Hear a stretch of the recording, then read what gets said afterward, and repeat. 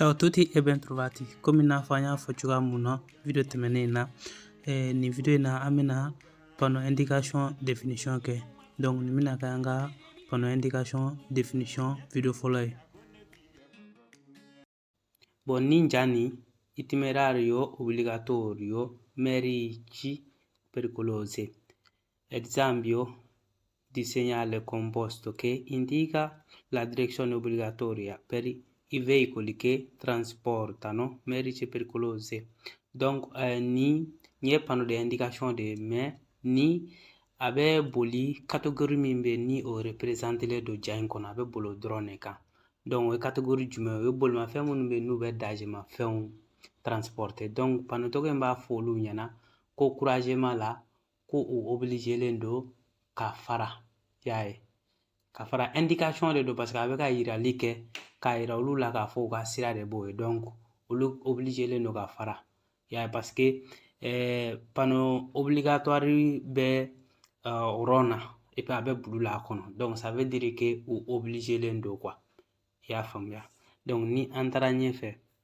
preavviso deviazione obbligatorio autocari in transito. Bon nin fɛnɛ nin bɛ autocari ninnu a b'u obligé quoi k'u ka sira dévier. Misaliyala i b'a sɔrɔ nin panneau bɛ kɛ yɔrɔ la pour que k'a yira autocari tigi ninnu na parce que autocariw de don minnu bɛ n'u ka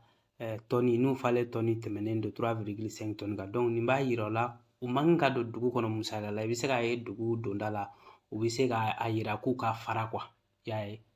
autocari tigi ninnu ka fara pour que u kana don dugu kɔnɔ ou bien i y'a sɔrɔ pont dɔ bɛ pour que u kana yɛlɛ pont kan parce que u ka poids bɛ se ka kɛ problème ye pont ma. Donc u bɛ se ka nin panneau tɔgɔ ye divieto di transito autocari. Esempio di segnale composto che indica il divieto di transito per autotreni ed autoarticolati. Donc autotrain ani autoarticolati nin fɛnɛ nin bi olu bali ko u tɛ don sira tɔgɔ fɛ n'u ye nin bila ye quoi. Y'a ye mun de la a bɛ panneau de indication fɛ parce que 4 carré de don. Y'a ye bon ni i b'a ye a bɛ dugu kɔnɔ parce que panneau in bɛ jɛman la quoi. Y'a ye 4 carré min filɛ nin ye a bɛ jɛman na ka rouge nin bila a kɔnɔ mais a b'a yira k'a fɔ ko nin panneau ko nin mobile catégorie fila ninnu k'u man ka don sira fɛ. I b'a dɔn k'a fɔ a bɛ dugu kɔnɔ k'a sabu kɛ panneau bɛ jɛman de la et puis i b'a dɔn ko panneau indication dɔ k'a sabu kɛ 4 carré de don. Diritto di precedenza nei sensi unici alternati. Donc nin fɛnɛ bɛ droit de priorité yira sensi unico alternati yɔrɔ la. O de ye yɔrɔ min bɛ ni mɔgɔ fila tɛ se ka ɲɔgɔn kunbɛn fɔ dɔ k'i jɔ dɔ ka tɛmɛ. Bon a fɛnɛ yan nin bɛ sɔrɔ panneau de précédence la a bɛ sɔrɔ yan fɛnɛ parce que munna o y'a nati yan parce que ale ka panneau in ye 4 carré de ye. I y'a faamuya yan 4 carré de don. Bon yan a b'a yira k'a fɔ ko droit de priorité b'i bolo quoi parce que i bɛ flèche min bɛ ka yɛlɛ i b'a considérer comme o yelen de ye quoi. Donc droit de priorité b'i bolo mɔgɔ kan i ni mɔgɔ min bɛ ka ɲɔgɔn kunbɛn parce que ale bɛ rouge la e bɛ blanche la. Comme i n'a fɔ ni mɔgɔ min y'an ka video tɛmɛnenw lajɛ diritto di precedenza ni i taara ka taa an ka video lajɛ i b'a ye k'a fɔ panneau in dɔ wɛrɛ bɛ yen nɔ mais o bɛ panneau de precedenza fɛ. O panneau nin na droit t'i bolo mais yan droit b'i bolo. An b'a dɔn k'a fɔ ko panneau indication do parce que 4 carré don. Senso unico frontale. Segnala il termine del doppio senso di circolazione all'interno di una carreggiata. Donc nin fɛnɛ bɛ sensi unico frontale o ye jumɛn ye sira kun ye deux sensi de ye quoi. I y'a faamuya sira kun ye deux sensi ye a b'o laban yira sisan a b'a yira k'a fɔ ko sira in bɛ kɛ sensi unique ye ka taa toujours a bɛ panneau de indication na parce que an b'a dɔn cogo mun na parce que 4 carré de don. Senso unico parallèle. Bon nin fɛnɛ bɛ sensi unique de yira nin b'a yira k'a fɔ n'i farala i droite fɛ ni o ye B ye ten sira in bɛ kɛ sensi unique ye i bɛna fara sira min fɛ ka taa i droite fɛ o ye sensi unique ye ani i bɛna fara sira min fɛ ka taa i gauche fɛ wala n'i farala quoi o sira min bɛ taa o bɛ kɛ sensi unique ye o kɔrɔ ye i ni mɔgɔ tɛ ɲɔgɔn croiser. Attraversamento pedonale indica un attraversamento pedonale comporta di moderare la velocità e all'occorrenza di fermarsi. Bon, ni fɛnɛ b'a yira k'i k'i cogo dɔn pano in bilalen don senamatigɛ sira yɛrɛ o kunna yɔrɔ de la donc a b'a yira i k'i cogo dɔn i k'i sumaya an ka i k'i jɔ parce que a bɛ se ka kɛ senamatigi dɔ bɛ bɔ pour que ka sira tigɛ terrain kan donc i kan ka droit d'o ma donc ni a bɛ yirali le kɛ i la i ka ye. Attraversamento ciclabile. Bon, nin fɛnɛ bɛ nɛgɛso tɛmɛ sira de yira a bɛ sira cɛtigɛ i y'a ye i ɲɛfɛ donc a b'a yira la depuis yɔrɔ jan i k'i cogo dɔn i bɛ ka se nɛgɛso tɛmɛ sira de ma a bɛ se ka kɛ nɛgɛsotigi dɔ bɛ tɛmɛ i ka nin tɛ panneau de obligation tɛ a t'i obligé cogoya wɛrɛ la mais a bɛ yirali le k'i la pour que k'i janto i ka ye o de kama a bɛ katikari la. Sottopassaggio pedonale ni a t'an intéressé kosɛbɛ ba mais an bɛ se k'a ɲɛfɔ sinon a t'an intéressé kosɛbɛ parce que quiz tɛ boli nin kan nin bɛ senama sira de yira min bɛ i n'a fɔ pont jukɔrɔ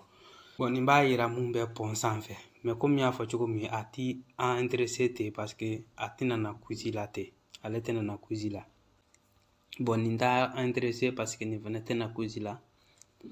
bon nin b'a yira k'a fɔ ko sira tɛ bɔ c'est à dire n'i bɛ ka taga wuruji filɛ yɔrɔ mun na sira in bɛ dan yen de i y'a ye sira min don a tɛ continuer a dabɔlen don bolimafɛntigi bɛɛ kama. Preavviso di strada senza uscita o kelen fɛnɛ de don nin b'a yira la ni farali gauche fɛ o sira ni a ɲɛfɛ yɔrɔ la sira tɔgɔ tɛ bɔ i b'a ye a b'i préaviser de i bɛ panneau in ye k'a sɔrɔ i ma se a yɔrɔ ma pour que k'i inviter i kana taa bloquer yen nɔ i kana miiri ko sira in bɛ bɔ ka taa fɛ i y'a ye donc a b'a yira ko sira barrelen don ɲɛfɛ k'a tɛ bɔ Uso corsie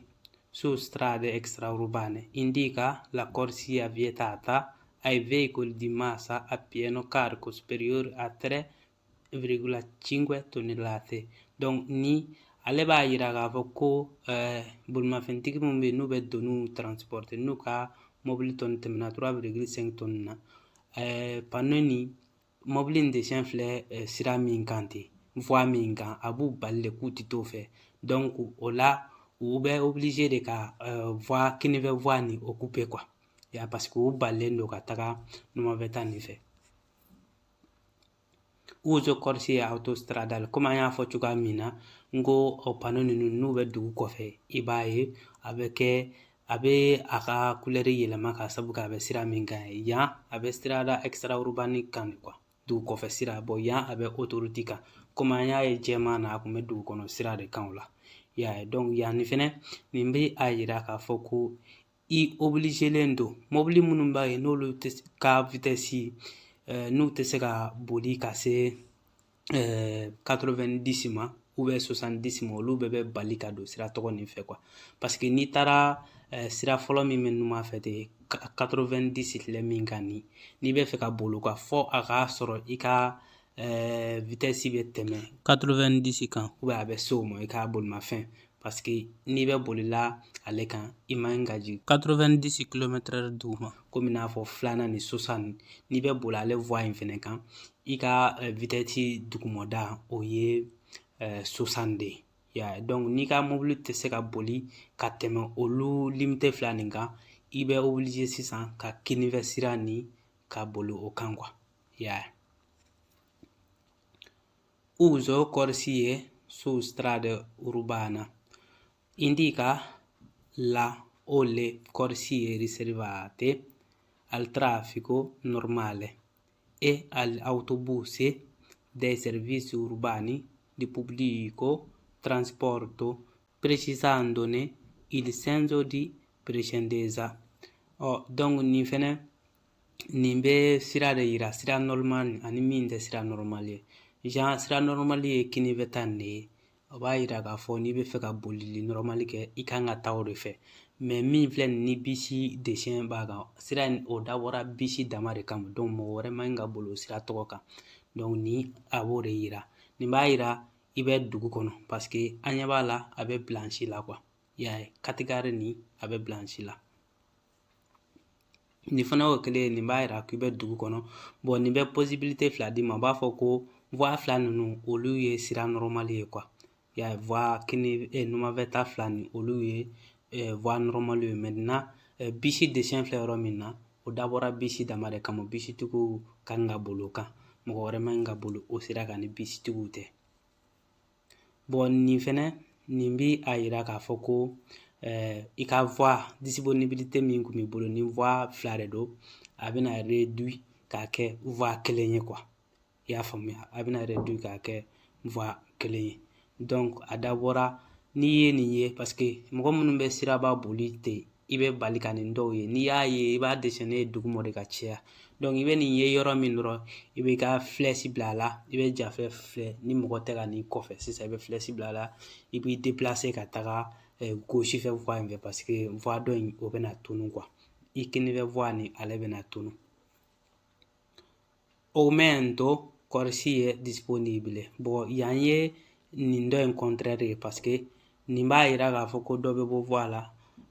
nin dɔ in b'a yira k'a fɔ dɔ bɛ fara voie kan genre voie kun ye kelen de ye quoi i bɛ ka boli voie min fɛ voie kun ye kelen ye donc nin b'a yira la sisan voie ni a bɛna kɛ fila ye quoi dɔ bɛ fara a kan donc n'i bɛ vitesse ba la peut-être i bɛ continuer ka taa numavɛta in fɛ sinon i kan k'i déplacer ka taa kini fɛ parce que an b'a dɔn toujours kini fɛ sira o dabɔra bolili normal de kama donc numavɛ sira toujours o bɛ dabɔ dépassement de kama quoi i ka ye donc n'i bɛ fɛ ka bolili normal la o la sisan i bɛ taga voie dɔ nin fɛ kini fɛ ta nin i bɛ t'o fɛ bon an bɛ jɔ yan nin nɔ ni ala sɔnna ma an bɛna continuer ni nin yɔrɔ in ye quoi an bɛna continuer video wɛrɛ la ni nin ye komi video kana jiyan kojugu an b'a jɔ yan ni ala sɔnna ma an bɛna continuer n'a a tɔ ye dɔɔni dɔɔni voilà a y'an ka video partager an b'i fo kosɛbɛ i ka video lamɛnni na fo ka se nin yɔrɔ in ma n'a y'an ka video bɛɛ lajɛ o fɛnɛ o b'an dɛmɛ kosɛbɛ donc an b'i fo kosɛbɛ i k'an bɛn siɲɛ wɛrɛ. Assalam.